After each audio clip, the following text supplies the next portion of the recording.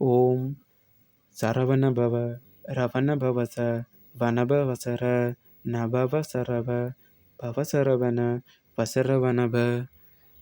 இந்த ஓம் சரவண பவன்ற மந்திரத்தை இந்த மாதிரி தொடர்ந்து 6 முறை உச்சரிச்சிங்கன்னா கந்தசஷ்டி கவசத்தை எப்படி முழு கந்தசஷ்டி கவசத்தை 6 முறை படித்ததுக்கான பாக்கியம் உங்களுக்கு கிடைக்கும். அனைவருக்கும் வணக்கம்.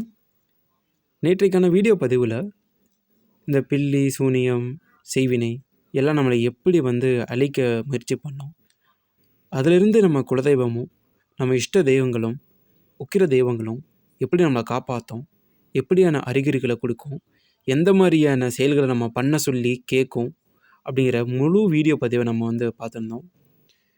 இந்த வீடியோவில் உங்கள் வீட்டில் செய்வினை, தீய சக்தி, பில்லி சூனியம் ஏவல் போன்ற தீய சக்திகள் இருக்கா இல்லையாங்கிறத எப்படி நம்ம வீட்டில் இருக்கிற சாதாரண ஒரு கை உப்பை வச்சு நம்ம தெரிஞ்சுக்கலாம் அப்படிங்கிறத இந்த வீடியோவில் பார்க்கலாம்.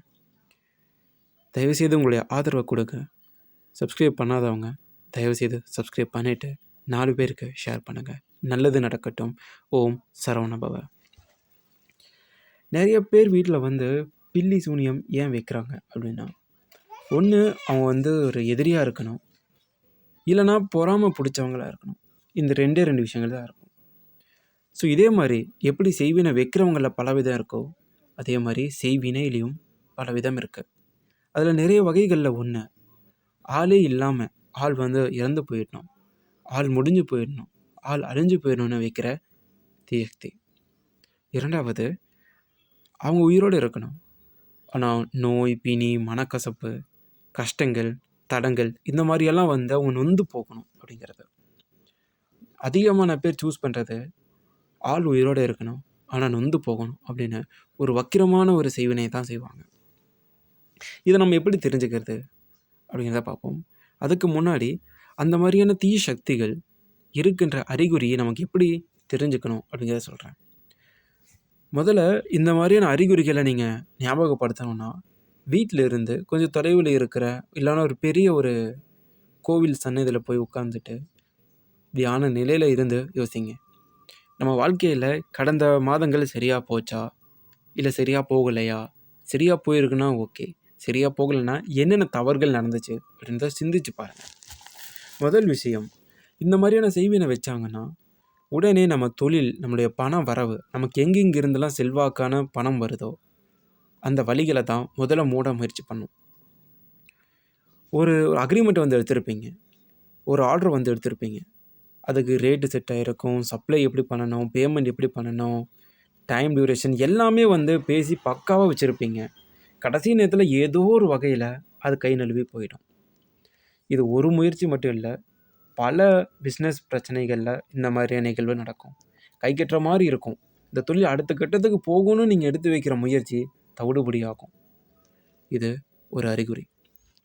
2வது அறிகுறி, நீங்கள் எப்படி சுமூகமாக பேச ஆரம்பித்தாலும் சண்டை வரும்.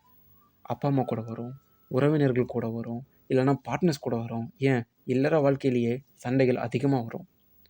சமாதானமாக போகலான்னு எடுக்கிற பேச்சுவார்த்தை கூட சண்டையில் முடியும். இதனால் மன சங்கடம் வரும். பெற்றோர்கள் உங்களை சபிக்க ஆரம்பிப்பாங்க, மனைவி உங்களை வெறுக்க ஆரம்பிப்பாங்க, பார்ட்னர்ஸ் உங்களை அலட்சியப்படுத்த ஆரம்பிப்பாங்க. இதுக்கெல்லாம் காரணம் சண்டையாக இருக்கும். அந்தந்த இடத்த விட்டு வரலான்னு பார்ப்பீங்க. பார்ட்னர்ஸா தொழிலேருந்து விலகலாம் அப்படின்னு நினைப்பீங்க. குடும்பமாக டிவோர்ஸ் பண்ணிடலாம், டிவோர்ஸ் பண்ணால் தான் உனக்கு நிம்மதி, டிவோர்ஸ் பண்ணால் தான் நல்லா இருப்பேன்ற எண்ணம் மனசுக்குள்ளேயே வரும். அதெல்லாம் விட்டு 3வது, உடம்பை பாதிக்கும். நான் ஃபஸ்ட்டு சொன்னது பணத்தை பாதிக்குது, 2வது சொன்னது மன நிம்மதியை பாதிக்குது, 3வது பார்த்தீங்கன்னா ரொம்ப கஷ்டமானது. தேவையில்லாத நோய்கள், தேவையில்லாத புண்ணு, காலில் புண்ணு சரியாகாமல் இருக்கிறது, கீழே விழுந்து கைகள் முறிகிறது, கை கால் வீங்கிறது, அஜீரண கோளாறு வர்றது, சாப்பிட்டதெல்லாம் வாந்தி எடுக்கிறது, இந்த மாதிரி உடல் உபாதைகள் வரும்.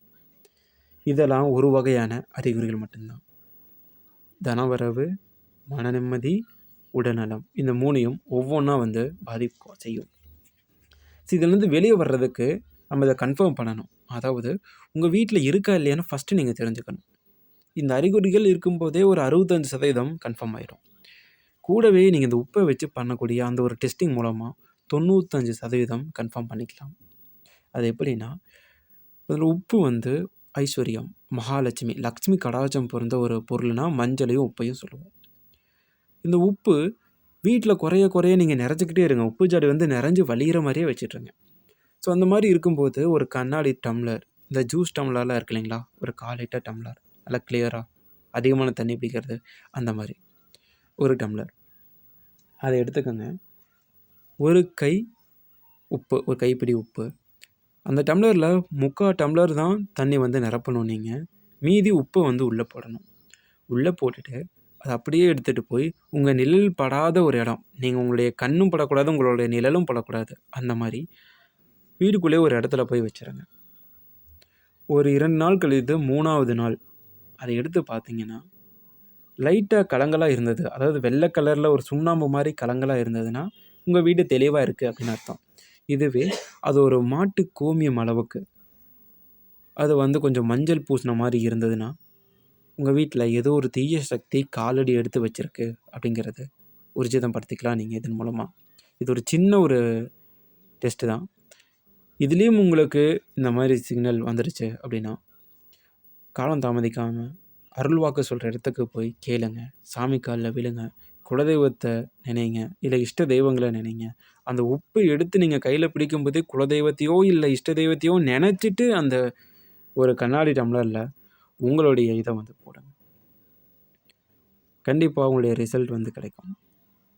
அதுக்கான பரிகாரங்கள் ஜோசியம் பார்க்குறதோ இல்லை சாமி கிட்ட குறிக்கிறது, இது மூலமாக நீங்கள் அதுலேருந்து வெளியே வர முயற்சி செய்யுங்க. நன்றி, வணக்கம்.